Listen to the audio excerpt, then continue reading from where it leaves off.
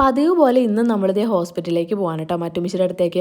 ഇന്നിപ്പോൾ അഫിയും കൂടെയുണ്ട്. അവനെ ഇന്ന് സ്കൂളിൽ വിട്ടില്ല കേട്ടോ, കണ്ണിന് ചെറിയൊരു ഇൻഫെക്ഷൻ ആയിട്ടുണ്ട്. അപ്പോൾ കണ്ണിൻ്റെ കാര്യമായിട്ട് റിസ്ക് എടുക്കാൻ പറ്റില്ല, വെച്ചുകൊണ്ടിരിക്കാനായിട്ട് പറ്റില്ല. അതുകൊണ്ട് രാവിലെ തന്നെ ഉമ്മച്ചിനെ വിളിച്ച് പറഞ്ഞു ഒരു ഷീറ്റ് ബുക്ക് ചെയ്ത് വെക്കണമെന്ന്. അങ്ങനെ ഷീറ്റ് ബുക്ക് ചെയ്യാൻ പോയപ്പോഴാണ് കണ്ണിൻ്റെ ഡോക്ടർ ഇല്ലയെന്ന് അറിയണേ. പിന്നെ മറ്റുമിച്ചിയുടെ കാര്യങ്ങളൊക്കെ സെറ്റ് ചെയ്ത് കഴിഞ്ഞിട്ട് തിരിച്ച് വരുന്ന വഴിക്ക് വേറൊരു ഹോസ്പിറ്റലിൽ കയറി കാണിക്കാമെന്ന് വിചാരിച്ചിട്ട് ഇങ്ങ് പോകുന്നതാണ്.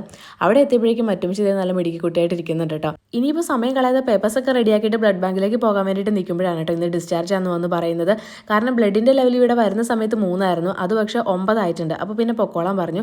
ഈ ഇൻഷുറൻസിൻ്റെ കൈ പതിപ്പിക്കാൻ വേണ്ടിയിട്ട് പോകുന്നതാണ് കേട്ടോ ഉമ്മച്ചിയും മറ്റുമിച്ചിയും. പിന്നെ സിസ്റ്റർ വന്നിട്ട് കയ്യിൽ ആ സംഭവങ്ങളൊക്കെ ഒന്ന് അഴിച്ചു മാറ്റി. അങ്ങനെ ഞങ്ങൾ എല്ലാവരും കൂടി എല്ലാം ഒന്ന് എടുത്ത് പാക്ക് ചെയ്ത് വെച്ചു, ഡ്രസ്സ് അതുപോലെ തന്നെ പാത്രങ്ങളൊക്കെ. അങ്ങനെ നമ്മളിത് ലിഫ്റ്റിൽ കയറി താഴെ വന്നു കേട്ടോ. പിന്നെ എനിക്ക് ഫിസിഷ്യനെ ഒന്ന് കാണണമായിരുന്നു, അതിനുള്ള ചീട്ട് ഉമ്മച്ചി നേരത്തെ തന്നെ ബുക്ക് ചെയ്ത് വെച്ചിട്ടുണ്ടായിരുന്നു. പിന്നെ അവിടെ വലിയ തിരക്കൊന്നും ഇല്ലായിരുന്നു, അതുകൊണ്ട് നേരത്തെ തന്നെ എല്ലാം റെഡി ആയിട്ടോ. അപ്പോൾ നമ്മൾ തിരിച്ച് വീട്ടിലേക്ക് പോവുകയാണ്. അപ്പോൾ ഇന്നത്തെ വീഡിയോ ഇത്രയേ ഉള്ളൂ കേട്ടോ. ബൈ.